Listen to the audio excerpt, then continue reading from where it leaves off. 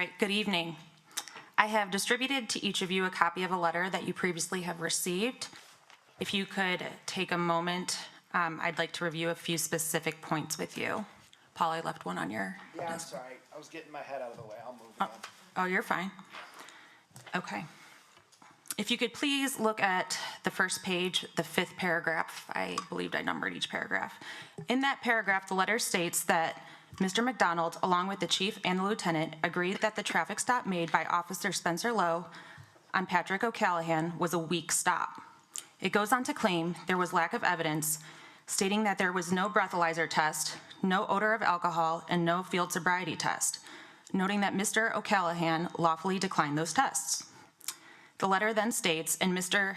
Kelly's own words, nonetheless, as weak as the evidence was to support the arrest, the prosecutor determined to stand by the officer and pursue the traffic cases. I would now like to bring your attention to the video footage that I have provided.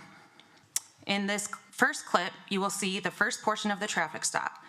As you watch it, I ask that you begin to determine for yourselves whether this appears to be a valid stop. Please pay close attention to Mr. O'Callahan's slurred speech, his admission to drinking alcohol, and his inability to pronounce Cuyahoga.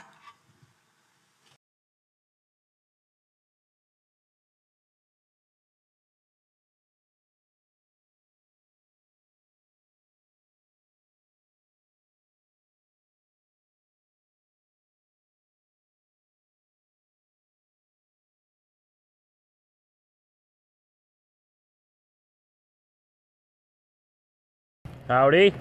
Hi, how are you? I'm all right. How are you doing? Good. I'm Officer Lowe with the Rolton Police Department. You know I stopped you? Was that speeding?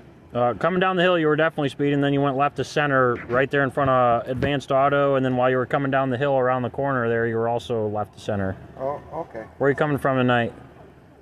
Just coming home. Where are you coming from? I'm coming home. I understand where you're going. I'm asking you where you came from. Can I show you this or no? Deputy Chief for Orange? Yes. Orange County? Yes. Where's that at? No. Huh? Orange. It's in Cuyahoga. It's what? It's Cuyahoga County. Okay. How much have you had to drink tonight, sir? Not much. What's not much?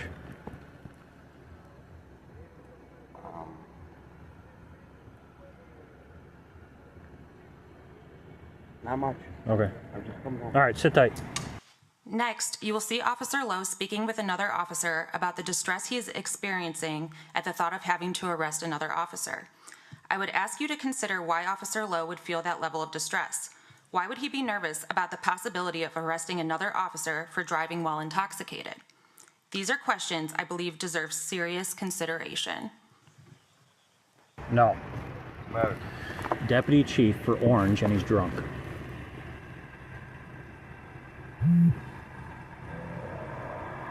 Dude, it's just my luck. No, it is a bad thing. It's a terrible thing because I keep getting all these daggone people that are making poor decisions that shouldn't be making poor decisions. Hold on a second. Now, I ask that you refer back to the letter from Tom Kelly, our law director. If you look at paragraph 6, it states that after further review of the evidence, it was the opinion of the chief, lieutenant, and prosecutor that the search of the vehicle was wholly improper, constitutionally infirm, and a violation of the defendant's Fourth Amendment rights. In other words, the letter claims that when Officer Lowe later discovered multiple firearms in the vehicle, that discovery was unconstitutional because the officer allegedly had no legal basis to search the vehicle. At the end of that same paragraph, you'll see where our law director states that he fully supported that decision. However, what Mr. Kelly fails to include is that Patrick O'Callahan had a firearm on his person. Even if someone were to argue that the vehicle search was improper, Mr. O'Callahan clearly had a firearm on him. That fact would have been discovered regardless of any subsequent search of the vehicle. Hey, Patrick, can you step out of the car for me, please? I live right here. I understand that, but you kind of put me in, you've put me in a bad spot, okay? Why? Huh? Why? Why? You know exactly why, because you've had too much to drink. You were coming down the hill at over 50 mile an hour. You went left to center several times. No, I wasn't. So, Okay. I wasn't. Do you have a firearm on you? Yes, I do. Okay. Step out of the car. Don't grab for it, please. All right. Step out of Are the car. you serious? Yes, I'm serious. Step out of the car, please. My question for Law Director Tom Kelly, if he were here, would be why does he agree that the gun charges should have been dropped when Mr. O'Callahan clearly had a firearm on him?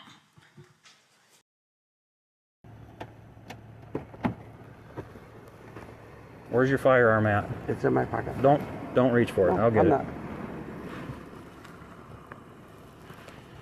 I know Zahersky. I know.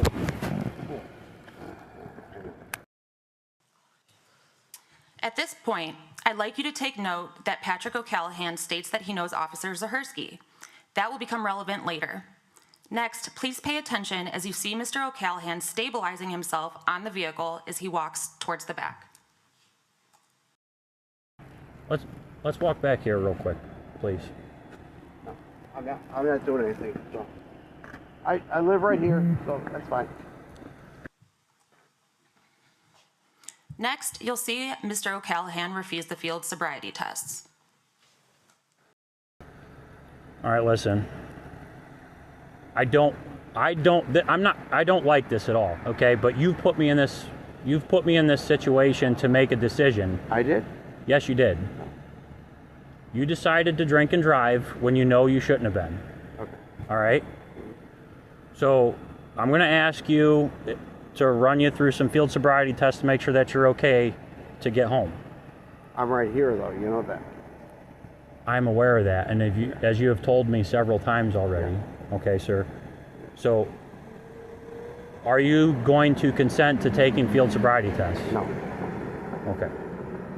So, as you are aware, and everybody else is aware, that if you don't do these things, then I have to make a decision based off of my observations, as you are already aware, correct? What's your observations? Slow slurred speech, red, glossy, watery eyes, Okay. you're speeding coming down the hill, left to said that, center.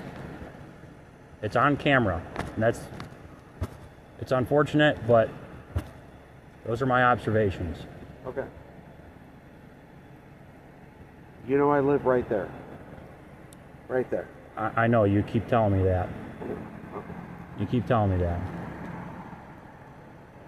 So you don't want to take any field sobriety tests? No. You don't want to provide a breath sample to Nope. prove that you haven't had anything to drink tonight? No.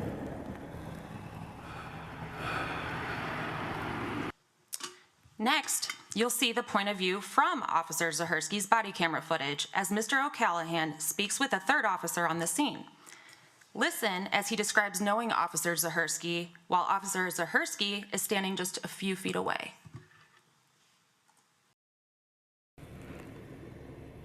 I live right there. Seriously? So that excuses the fact that you drove in this condition? No, that's not what I'm saying. Okay. Okay.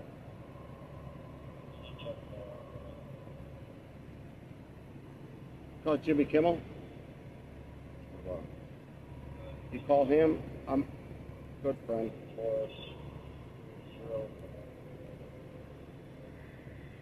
I'm literally fucking whatever. Okay, that's fine.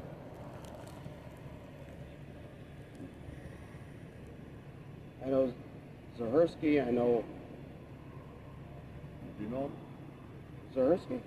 Yeah, What does he look like? he's a big bald motherfucker. I know. Okay. Said you know Steve Zahersky? I know Steve. Yeah. I actually arrested a fucking people. Whatever.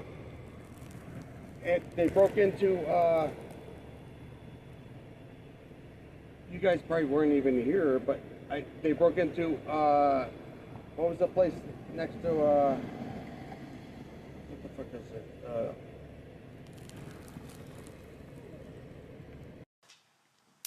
Next, you'll see Officer Zahersky and Officer Lowe discussing the intoxication of Patrick O'Callahan. They note that Mr. O'Callahan says he knows Zahersky. However, he does not recognize that he's standing right there. They appear to be in agreement that Mr. O'Callahan is extremely under the influence of alcohol. And I'm just going to note at this point, you cannot watch this video footage and think that man is sober. No one can. I've never seen this guy before in my life. Apparently he doesn't know you because if he did, I can't see. if he did know you, he would say, "Oh, look, there's Steve Zahersky standing right in front of me." He claims he knows me. What's your opinion? I mean, I think you said too much to drink. I think you I had too much to drink. don't. I'm standing right in front of him. He's got a big, bald motherfucker. I could smell it. I mean, he doesn't want to do the test, don't do the test. I mean, you got to go by what you got. Next, you'll see Mr. O'Callahan profusely apologizing for what he did if he did it. I'm really sorry if I did this. I'm really sorry that I did. I'm like fucking 2 seconds from my home. I'm really sorry if I did this. I'm really sorry about this. I really am. You know, I know Kimmel. I know. I'm sorry about this as well to an extent, but again, you've put us in this position. All right. But I'm here. So I get that. I get that. I that. understand it. I get that. understand it. So, you know, you're not giving me a whole lot to go off of because I'm asking. You're telling me that that you feel comfortable to drive. Apparently, correct? Well, I'm here. I mean, I understand that, as you've stated numerous times already. But what I'm saying is, if you think that you're okay to drive, then you should be able to perform field sobriety tests, yes? Or at least provide a breath sample to show that you're not under the influence of alcohol, correct? but I'm in this place right now. Could you answer one or both of those questions for me, please? Yeah, no, I'm not. Okay. All right.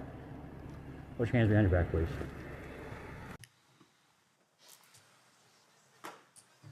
So let's be clear. Our city's law director, Tom Kelly, states that he finds this traffic stop weak and the arrest weak. It's right there in that letter that he wrote to you guys. I don't know if he didn't watch the video. I don't know. I mean, it doesn't make much sense to me. He's our law director, the person responsible for upholding the law in this city. But after reviewing the evidence that you have just seen with your own eyes, I imagine many of you may come to a different conclusion. Officer Lowe noticed that the felony gun charges had been removed from his police report.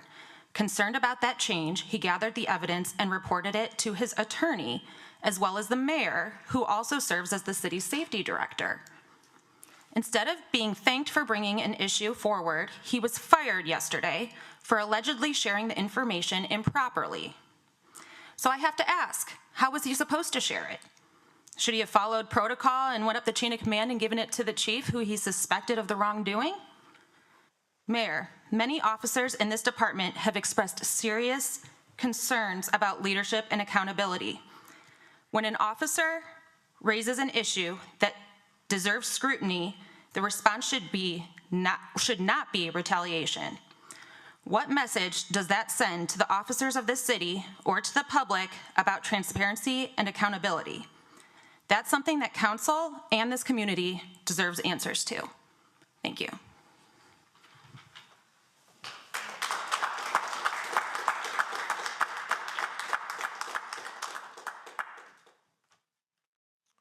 Anybody else would like to address the